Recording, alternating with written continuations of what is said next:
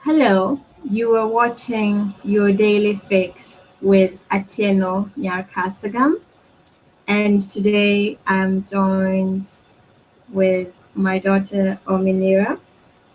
Ominira, say hello. Hello.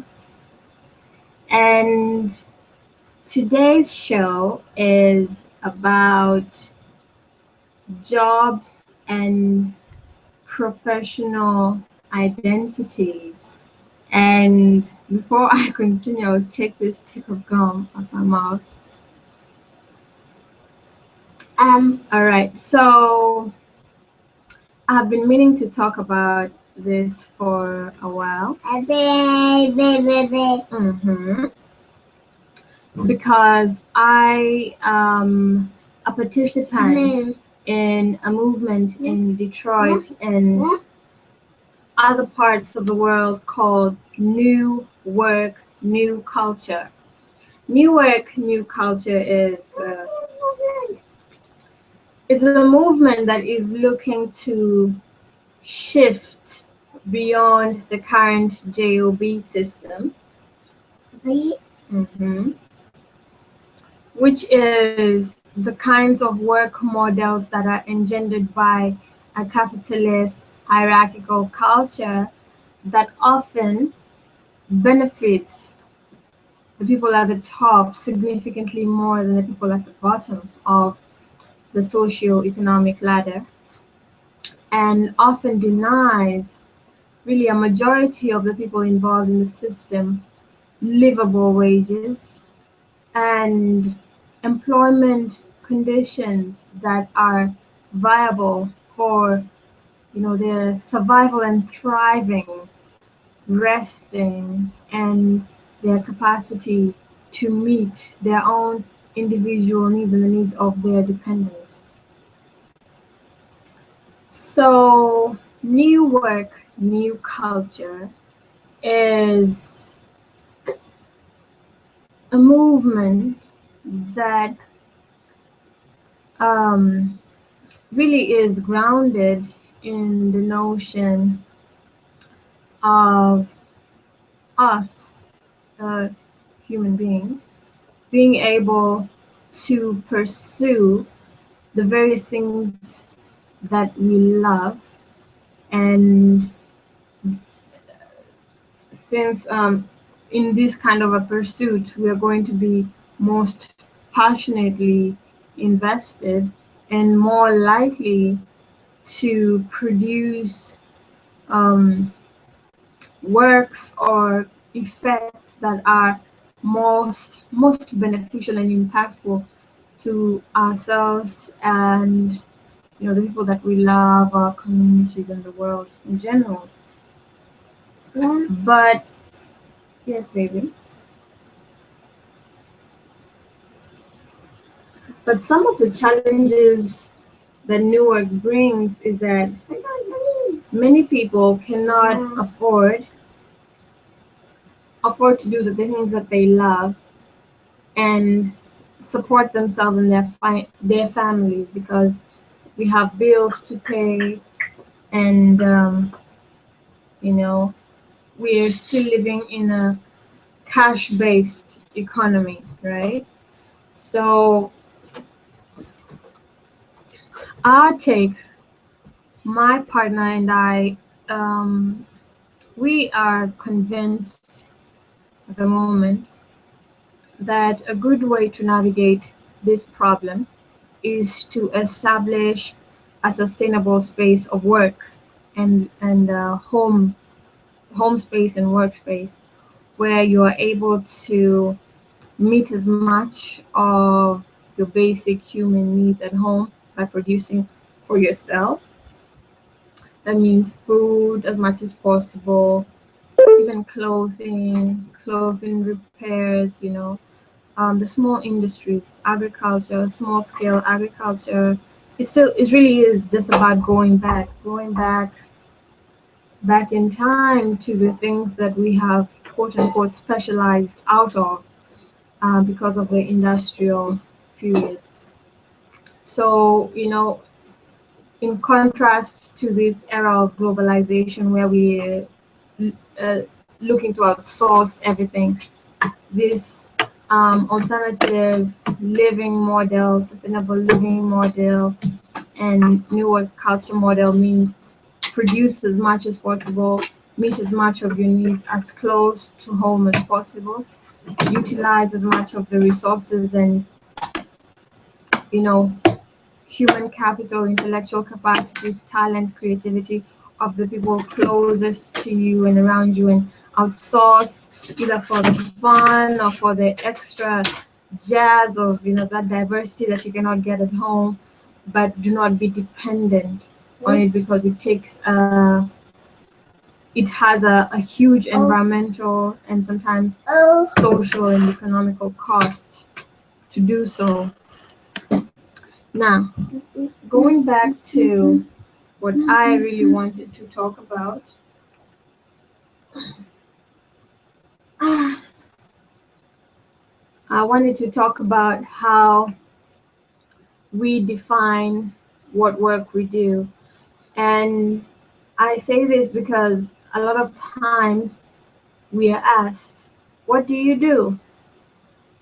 And I realize that the answer that people are looking for is not what do you do, but what do you do to get money to sustain you. That's what they're asking. Who are you means what do you do?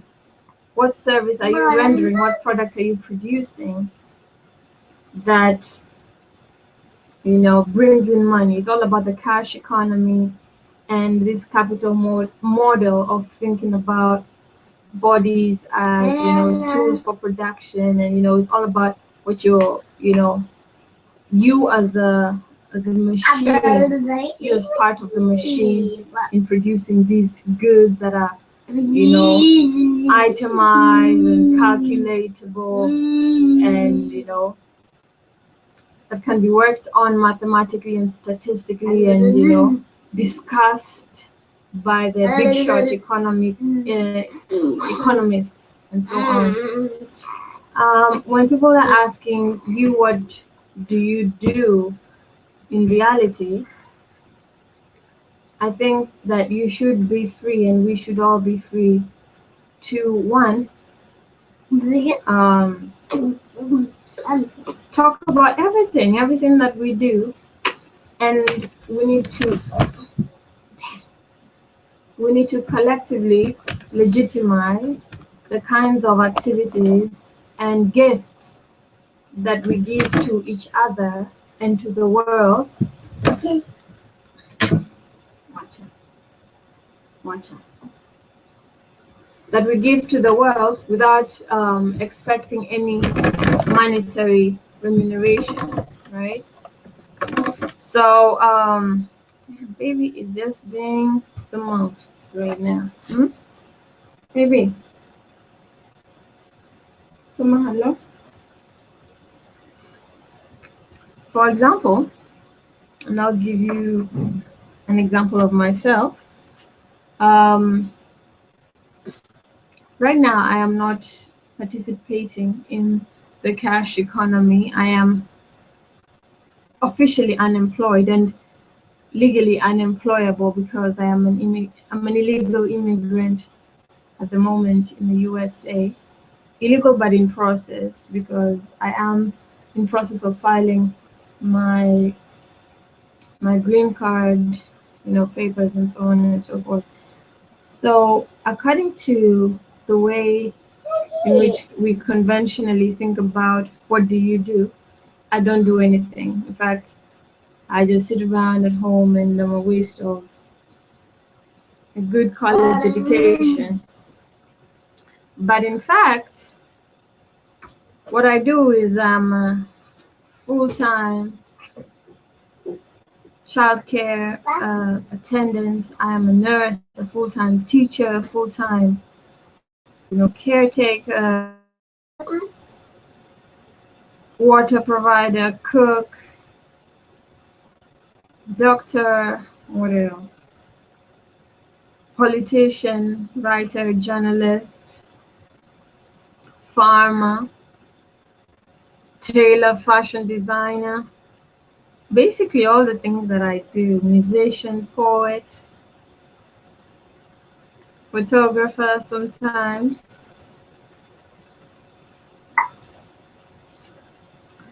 That's what I am. That's what I do. I do so many things. But, people don't tend to want to hear that, They can't take anything other than a very fine, distilled, professional identity that relates to, your journey through the education system. If you studied policy, you're going into government. If you studied law, are you a lawyer? If you studied medicine, if you studied accounting, you're an accountant. So my my essential message here was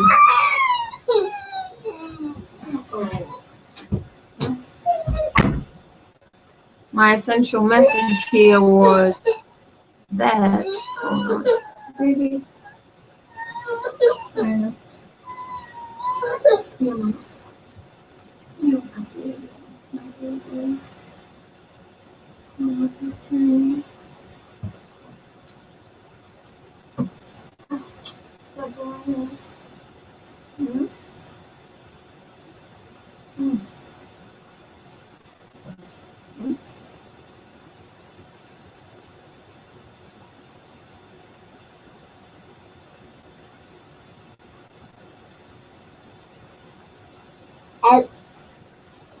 Hmm?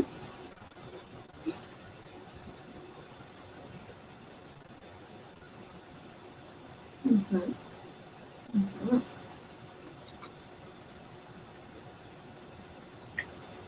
So it's just about thoughts about how do we, you know, empower ourselves to be confident in identifying ourselves as people who are multifaceted and affirming all of the different things that we do that might not traditionally be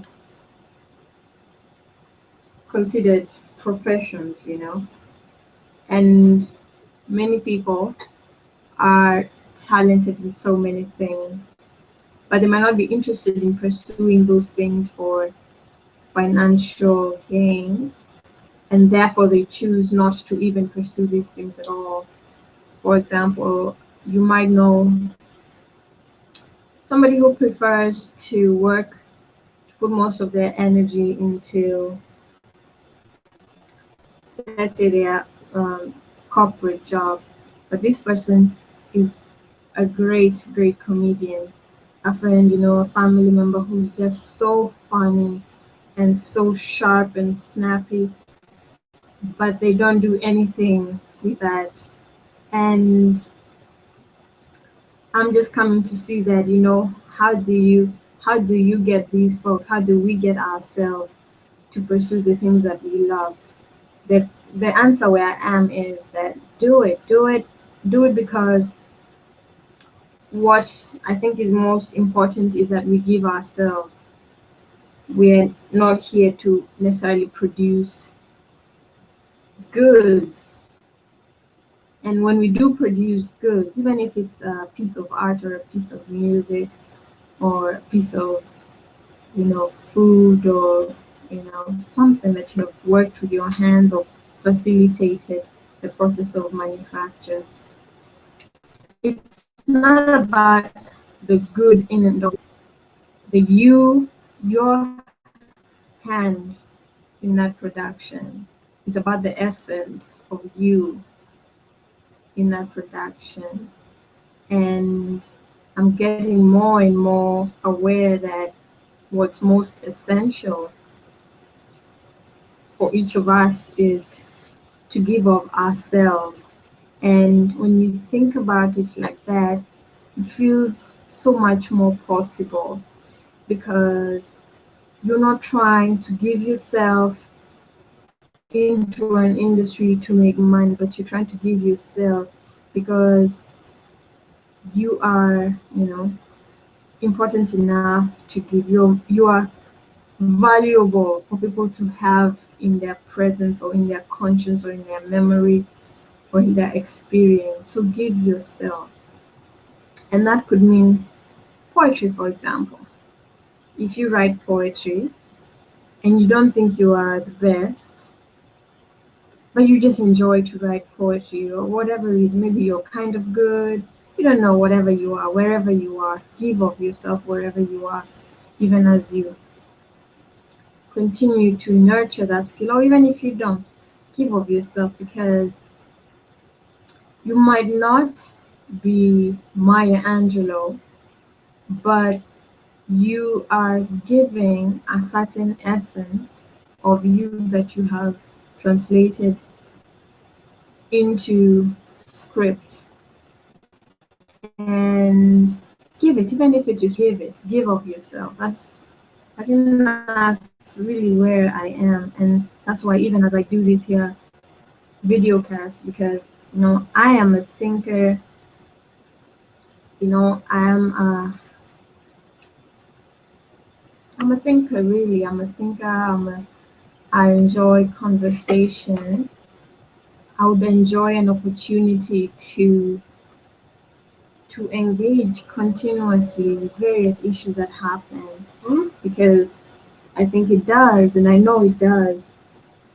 It does help us to digest the things that are happening around us when we have people discussing what's up and how it makes us feel and what are the kinds of implications. It does help us think through it more, so that when it comes to making the actions that are, to implement or to put the next step forward, we are,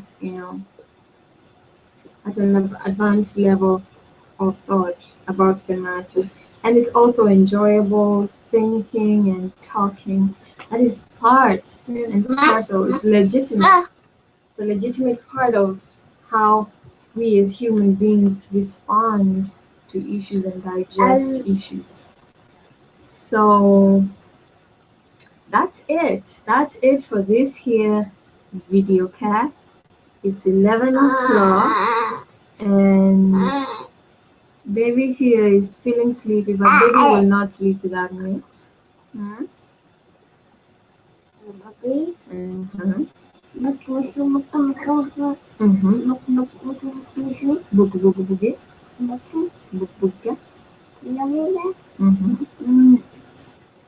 Ambia wao kwa heri. Bye bye. Ambia wao bye bye. Huyu ni nani? Ambia huyo bye bye. Bye bye. Bye bye. Bye bye. Come on, bye bye. Bye bye. Thank you, and subscribe. This is Atieno Nyar Kasagam, your daily fix. Today is the 28th of November.